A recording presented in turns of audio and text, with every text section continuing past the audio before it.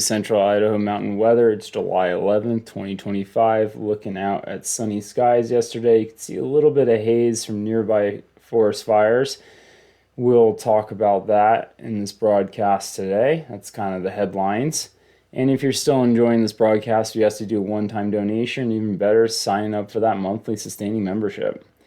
So highlights, we're going to see sunny skies with some light winds out of the west-northwest today. We got northwest flow overhead. Possible smoke on Saturday in the Sawtooth Valley, and no significant weather impacts until Tuesday. So our weather overhead, this is looking at how much water we have in the lower atmosphere right now. We have an area of low pressure that has a cold front kind of swinging just into our area today. Might create some clouds later in the day. But besides that, we're going to be under high pressure regime, which means nice, dry, sunny skies besides that smoke out there.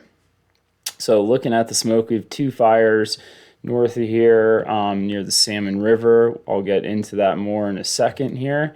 Just want to show the smoke forecast. So we had some smoke come down last night with that northwest flow, and this is going to be starting out the day here. We might have a little bit of a haze, more so in the Sawtooth Valley. I don't think it's going to be anything dramatic, but if you do see that haze out there, that's just those wildfires north of here.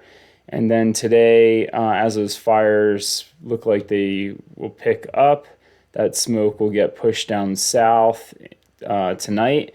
And with the inversions, that cool air is going to sink into the valley floor and hold that smoke in the valley. So you might wake up in the Sawtooth with a little bit of smoke. I don't know if it's going to be thick enough to smell. I don't think it's going to be too bad, but just again, if you see that, that's coming from north of us. All right, taking a look at the two fires. We've got the Big Bear fire that's on the Salmon River, and then the Rush fire, which is on Big Creek, which leads into the middle fork of the Salmon. I'm going to take a look at the Big Bear fire first. These are the hot spots. This started on July 9th. It's possible that this was a lightning strike. So the fire is kind of like right here. There were lightning strikes nearby, but they were across the river. So I'm not sure if that was a lightning strike or not. There's also some campgrounds nearby here too on the Salmon River. So if you know this stretch of the river, there are some fires going on there today. There is an access road. It looks like, geez, I thought it was on, maybe there isn't an access. Oh yeah, there is this Forest Service road here. So it looks like a kind of a tight spot to get into.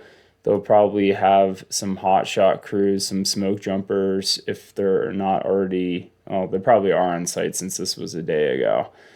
Not really seeing too much information on what's going on with this fire. So we'll keep an eye on that because they're not going to really have a break in the weather. It's going to be dry with low humidity over the next few days with increasing temperatures. The winds aren't going to pick up, I think, until Monday or Tuesday. All right, now the other fire is the Rush fire. This doesn't look like a lightning strike. This looks like it might be human caused. This is near, which airstrip? The Soldier Bar Airport. So this is Big Creek here that flows into the Middle Fork. I'm not as familiar with this, but for all my river folks out there, yeah, this looks like it started near the Soldier Bar Airport, and it keeps just increasing with the acreage. It's at 150 acres now, and just like surrounding this whole area, which isn't good. So hopefully they have crews on that as well. That actually was created on July 9th too. So it's possible that that's also a lightning strike. I didn't see any lightning in the area there. But we did have some storms going over there on the 9th. So quite possible these are lightning strikes. Middle Fork is right here just for reference. And again, that's Big Creek. So I'll keep an eye on that, but that's what's going on the fire scene.